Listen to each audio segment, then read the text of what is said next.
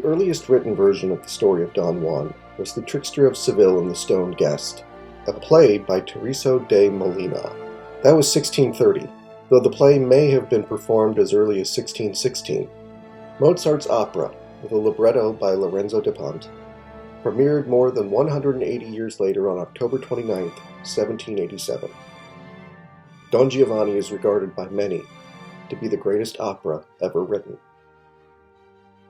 I had been fascinated with this story since I was a child, having first become aware of it while watching Milos Forman's 1984 masterpiece, Amadeus. As a kid who loved a good horror story, I was captivated by the scene in the film that shows the climax of Don Giovanni being performed. I didn't speak Italian, and so I had no idea what was happening. All I knew was how the scene made me feel. Don Giovanni's defiance in the face of his imminent damnation was thrilling. But as his punishment begins, a feeling of dread overtook me. Giovanni's pride turned to pain. Demons in robes carrying torches enter. The Don is consumed by flames. That was maybe the most terrifying thing I had seen up to that point in my young life. I never forgot that first impression, and I was determined to tell the story of Don Giovanni myself in some form.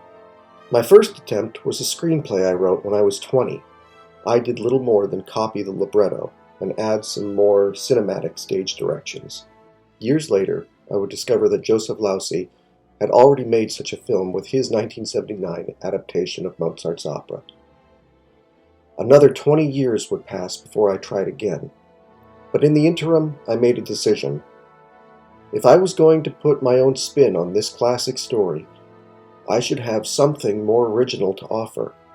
And so, Don Giovanni went from being a nobleman to a mafioso. As I began work on my second novel, following the structure of the libretto as closely as I could, I began to see the differences between the two art forms. There is a suspension of disbelief that we give to an opera that a novel simply cannot duplicate. For instance, why are there no hints of anything supernatural prior to Il Commendatore's statue coming to life? Would Elvira really not notice that Leporello was not Giovanni just because they switched clothes?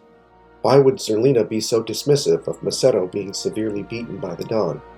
In an opera, we breeze past such lapses in logic. The story doesn't have to make sense. We're transported by the music and the spectacle. A novel, on the other hand, is nothing but the story. And so, the length of the story more than doubled as I attempted to fill in the gaps and flesh out the characters. Changing the setting from 18th century Seville to Los Angeles in 1974 was what excited me most about the project.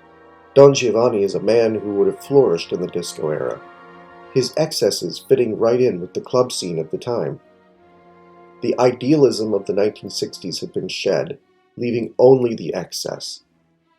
In 1974, the United States was reeling from both the resignation of Richard Nixon and our loss to the North Vietnamese, creating a sense of disillusionment.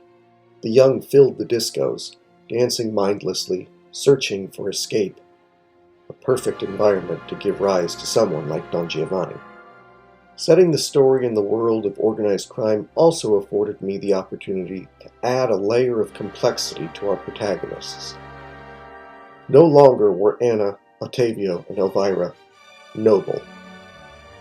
These characters were now morally ambiguous, disgusted by Giovanni's behavior while being, in many ways, just as awful. They cloak themselves in an air of respectability, convinced that they are some kind of royalty, when really the world they occupy is one of violence and sin. My Don Giovanni is a scoundrel, but he knows he is a scoundrel. He has no illusions about being some sort of nobility.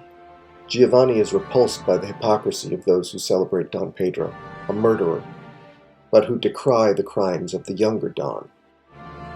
I was surprised that, as I refined the story, I kept giving more scenes to Zerlina and Masetto, pushing them to the forefront. As outsiders to this criminal world, they struck me as the most sympathetic characters in the cast. For Ottavio, Anna, and Elvira to descend into brutality wasn't much of a drop, but Zerlina and Masetto were innocents being corrupted by both the monster trying to break them apart and the powerful people they turned to for help. Having 3 daughters, all older now than Zerlina is in the story, I was sympathetic to how a young, impressionable girl could make such terrible decisions. Having been a headstrong kid when I was Macetto's age, I understood his rage and jealousy. Making Don Giovanni primarily about the struggle of these 2 young lovers seemed to me the best way to show how violence and hate can rot your soul.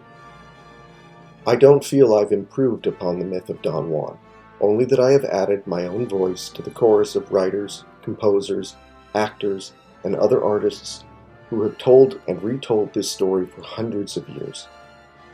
If there is a brilliance to my novel, it lies in the genius of Mozart, while the faults are mine and mine alone. My goal was to tell an old story in a new way. Only time will tell if I succeeded, while the timeless tale of Don Giovanni will survive long after I'm gone.